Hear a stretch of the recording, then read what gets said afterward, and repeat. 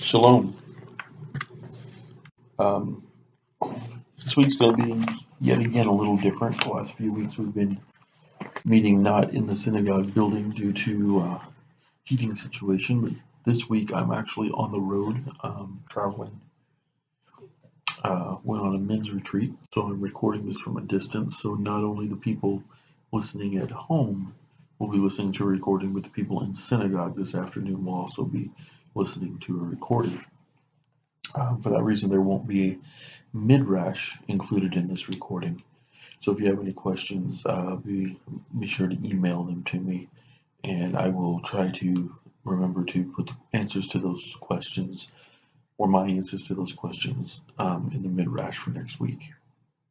So we're in chapter 13 of Genesis. We read last week about the situation when Abram and Sarai and all the people that were with them went into Egypt, and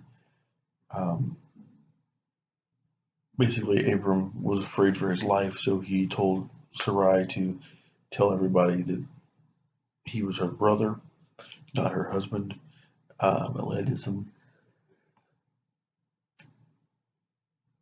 some what could have been potentially really bad situations in Egypt, and he ended up having to leave Egypt with his wife and everything that they had. But he lost his status that he had gained while he was in Egypt. So it says, from Egypt, Abram went up into Negev. Now, this Negev is the Negev of today, is our understanding. Literally, the word means the south, but in this case, it is the southern region of what was then called Canaan, what is Eretz Yisrael. This is the founding of the covenant, which we're going to read about a little bit today. It says he went into the Negev from Egypt. It says with his wife and all that he possessed, together with Lot. Now remember, Lot is his nephew, Abram's nephew, the son of his brother Haran, who travels with him because he has no father. He's a close associate, but he's now an adult. Has his own family, his own flocks, whatever you want to read about that. It says, now Abram was very rich in cattle, silver, and gold. And he proceeded by stages from the Negev as far as Bethel, literally to the house or the dwelling place of Elohim, to the place where his tent had been formerly between Bethel and Ai, the site of the altar which he had built there at first, and there Abram invoked Yehovah by name. Okay, so I want to say this. There's a lot of speculation about Bethel in this passage. And Hebrew scholars seem to be very divided. There's a camp that says that this is the Bethel where later Yaakov, Abram's grandson, would have the vision of the ladder extending into heaven and the angels ascending and descending on it. And he said, surely this is Bethel. I've been at the house of Elohim. That's one camp. Another camp thinks that there were two Bethels. There's the place where Abram encountered Elohim, and there's a place where Yaakov encountered Elohim, and that Bethel is kind of a generic term for places where that took place. I tend to lean toward the first camp, and I'm not 100% sure why. I wish I could say, well, I can prove it to you with these facts, but that's just my gut tells me that it's probably the same place. Otherwise, I think Moshe would have, this is one of the reasons that makes me lean that way, is that Moshe probably would have said, this is not the Bethel, or later he would say this is not the Bethel when it's Yaakov, not the Bethel that where Abram was. But there's no mention of that. It just calls it Bethel, and they both call it Bethel. I tend to think that maybe maybe Yaakov knew the story of Bethel but didn't know exactly where it was, and so when he had that vision, he realized this must be the place, and he called it Bethel. So I guess maybe I do have reasons for leaning that way. I guess I hadn't really gotten that when I started saying that I hadn't really got past the gut feeling. I guess subconsciously I've probably been thinking about that. Also want to take a look at the fact that he invoked Yehovah by name. Now, there's a quote unquote Jewish tradition. It's a rabbinical tradition that says we are not supposed to use the sacred name, that we're not supposed to call upon him by his sacred name. And we're supposed to call him other things like Elohim or El or whatever, Abba,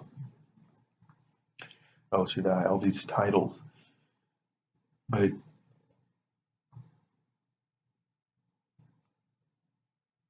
clearly, Abraham called him by his sacred name. Moshe called him by his sacred name, Yeshua, Yahusha. I'm saying it wrong. Um, you know, anyway, Joshua um, called him by his sacred name. David called him by his sacred name. And so we have to stop and think also about the fact that there's prophecy that when in the last day when the Mashiach is supposed to return, that all of Yisrael the people of Yisrael will call on Yahweh by his name. And we can't be doing that if we're not teaching it, if we're teaching people to not use the name. So I think it's very fitting that Abram here called him by name and he's not even fully in the covenant yet. People think, oh, it's only something that only a priest can do or only, certain holy people can. No, this man was not even fully into the covenant that would become Israel. And he was permitted by the Holy One of Israel to call him by his name. I think that's very significant. It says Lot, who went with Abram, also had flocks and herds and tents, so that the land could not support them, staying together, for their possessions were so great that they could not remain together. Okay, so they've been blessed to the point that the land won't support them. Some people say, is it possible to be too rich? And I say, yep, here's an example. Okay, we're about to see the splitting up of a family group, basically the breaking apart of the tribe, over the fact that they had accumulated so much wealth that they couldn't live in the same place. And that's tragic, and it's going to lead to tragedy. It says, and there was quarreling between the herdsmen of Abram's cattle and those of Lot's cattle. Okay, so the problem wasn't really even between Abram and Lot. The problem was between the people who worked for Abram and the people who worked for Lot, people who served them. And there was contention and there was strife. And so, for the safety of everyone and the well being of everyone, they had to separate. So the Canaanites and Perizzites were then dwelling in the land. Okay, that's kind of, people think, well, I've asked me, why is it right in the middle of the statement about Abram and Lot? It says the Canaanites and the Perizzites were then dwelling in the land. Well, I think that's because we have to understand that it wasn't just, oh, okay, we can divide up the land. The land was set aside in Elohim Yahweh's perfect will to belong to Israel, but Israel, the people, didn't really even exist yet. And so I think it's probably significant that they were all dwelling in the land, because they couldn't just say, well, I'll take this half and you take that half. They had to do some strategic planning, because they didn't want to get mixed up with the Canaanites, with the Perizzites. Yeah, they were parasites. The Perizzites didn't want to intermingle with them, didn't want to intermarry with them, certainly didn't want to have to go to war against them because they would be outnumbered. It says, Abram said to Lot. Now pay very close attention to what Abram says, because this is something I didn't catch for a long time. The first quite a few times I read this, I didn't think about the significance of the wording. It says, let there be no strife between you and me, between my herdsmen and yours, for we are kinsmen. See, now Abram has the right heart. He says, let's not let the problems between them extend to being problems between us. Let's stop the problems between them so that there are no problems between us because we're kin. He says, is not the whole land before you? Let us separate. If, and this is the key here, if you go north, I will go south. And if you go south, I will go north. And this has been held up for generations as a biblical model for how to keep peace in a family, how to put the needs of other people first, how to prioritize other people first, because he could have said, I'm the elder, I'm the patriarch, you owe me so much, I'll take the best place. But instead, to keep things happy in his family, he says, you go that way, I'll go this way. If you go this way, I'll go that way. Says, you take what you think is best for you, I'll take the leftovers. And he was willing to do that. Says, Lot looked about him and saw how well watered the whole plain of the Yarden. How watered was the whole plain of the Yarden, all of it. This was before Jehovah had destroyed Sodom and Gomorrah, all the way to Zoar, like the garden of Jehovah, like the land of Mitzrayim, okay, or Egypt. Think about this. From where they were, would the valley of the Yarden have been north or south of them? Now, I know you're all going to be listening to this as a recording. You're not sitting here right now, but I want you to take a minute and think about where is the valley of the Yarden? Is it north or south of Bethel? It's a trick question. It's neither north nor south. So Lot chose for himself the whole plain of the Yarden, and Lot journeyed, here's the clincher, eastward. Now, his patriarch, in trying to keep the peace, did not say, if you go east, I'll go west. If you go west, I'll go east. He said, if you go north, I'll go south. If you go south, I'll go north. Why did he not give him the option of going east or west? I'll tell you why. Is because the Canaanites were on one side, and the Perizzites were on the other side. Now think about that. My understanding from just the research I've done is that the Canaanites were to the west of them and the Perizzites were to the east of them. And instead of picking north or south, Lot picked what looked good to him and he went east, which was an option that he was not given. And I believe that the way this laid out is that if you have the Canaanites on one side and the Perizzites on the other side, and the family of Abram in the middle, that's probably how the land had been divided.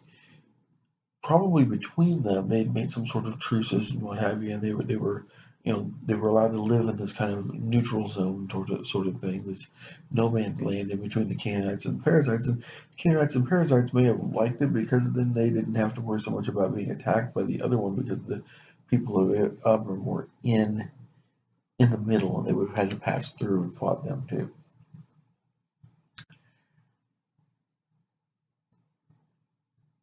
It says, oh, and so my thought there was that as soon as Lot leaves that middle region and heads over into Sodom and Gomorrah region to the east of it, we begin to see his life just fall apart. Thus they parted from each other. Abram remained in the land of Canaan. Okay, so he was technically in what was considered Canaan, even though he was kind of in this neutral area. It says, while Lot settled in the cities of the plain, okay, so he's going toward the Perizzites, it says, pitching his tents near what? Sodom. Now, anybody who knows anything about the city of Sodom, it's not the place where a righteous man wants to go and dwell. But being lured by the possibility of increased wealth and the better looking piece of land, being drawn in by all of that. That's where Lot went. Now the inhabitants of Sodom were very wicked sinners against Yahweh. Now this is interesting. They were sinning against the creator of the universe, but they were not in covenant with the creator of the universe. And this is something people have said, well, how can they be sinning against him if they don't know? How can they be held against them? This to me, and this is just my opinion, I don't know what our elders would say about it. I've never discussed it with them. This to me reaffirms, though, the Jewish tradition that Abba Elohim gave his purpose, his will to other nations as well as Israel. And the difference was that Israel clung to it. Okay? Now, that's not the same. A lot of people hear me say that and they think that I'm talking about, well, there's more than one way to Elohim. There's only one way to Elohim. Okay, that's obedience to his word. And people say, well, what about Yeshua? Yeshua is his word. Okay?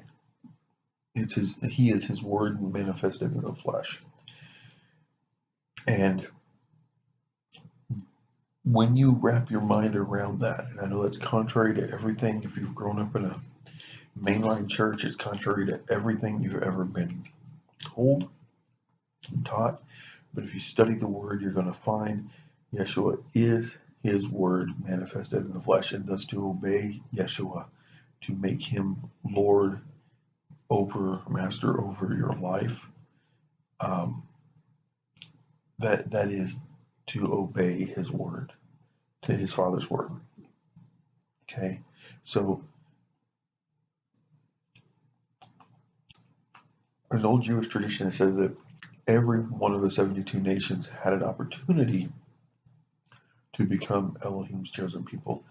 It was Abram who clung to that opportunity.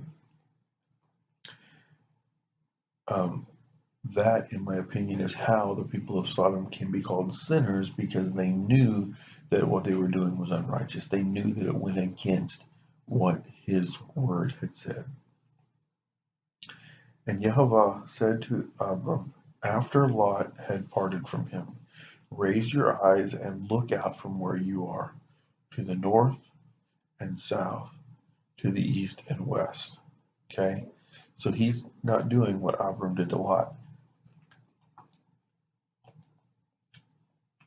Abram was looking at where it would be best strategically and also safest for the family, for the two of them to move in different directions, north and south, not have to deal with the Canaanites and the Perizzites. Okay? Or not cause trouble with them. Elohim says, look as far as you can see, north, south, east, and west, and that will give you, well, he's about to tell him what he's going to do with it. Okay? It says, for I give all the land that you see to you and your offspring forever. You gotta think, this man is up on the hilltops in a place where what is called mountains we would call big hills, and he's told, look north and south and east and west as far as you can see. Now I am told, and I have not been there to test this, so I don't know, but I am told that you can stand at where they believe Bethel is or was, and you can look out and actually see, because of the lay of the land and the distances the light travels and what have you, can actually see farther than the current boundary lines of Israel. And that tells me that in the last days, when all the children come back, people say, well, how can all of Israel come back into the land and support them? They'll be as bad off as Abram and Lot. Well, here's the thing. The land that he showed to Abram was so much more vast than what is Eretz Israel right now. that it will not be a problem for the land to hold all of us.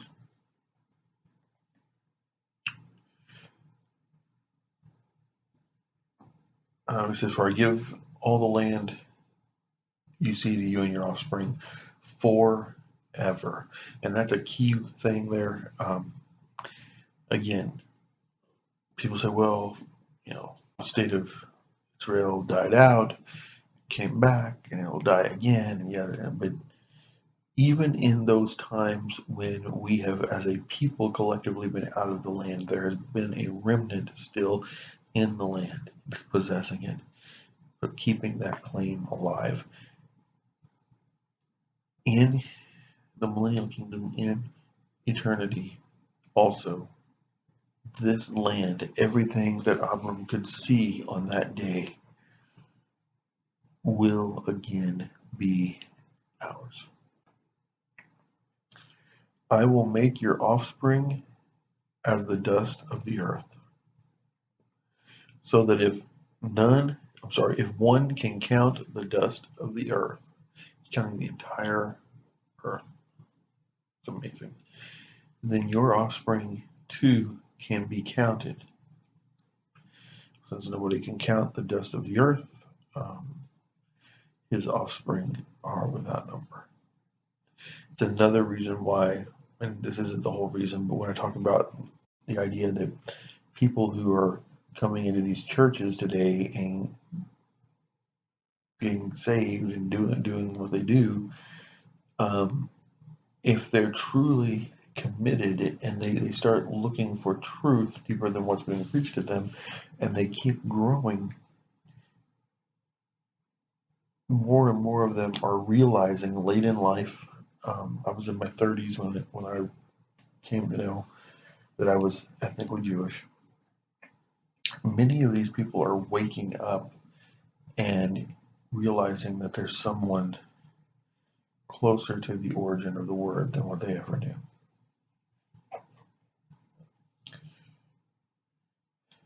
Up, walk about the land through its length and its breadth, for I give it to you. Okay?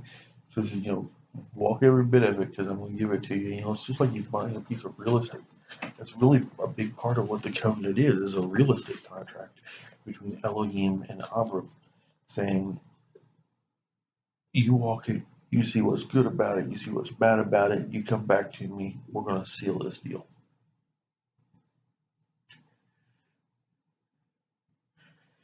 And Abram moved his tent and came to dwell at the terebinths of Mamre, which are in Hebron, and he built an altar there to Yahweh.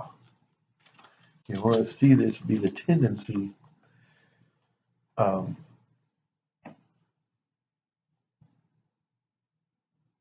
going to see this to be the tendency for Abram and then later for Yitzhak and Yaakov.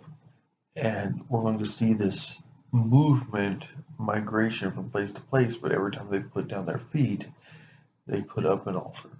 Okay? And they've begun worshiping Yehovah in spirit and in truth. That's all for the recording today. I know it was short, but it was a short chapter. Next week, I'll be back in synagogue and we'll have Midrash. Take care.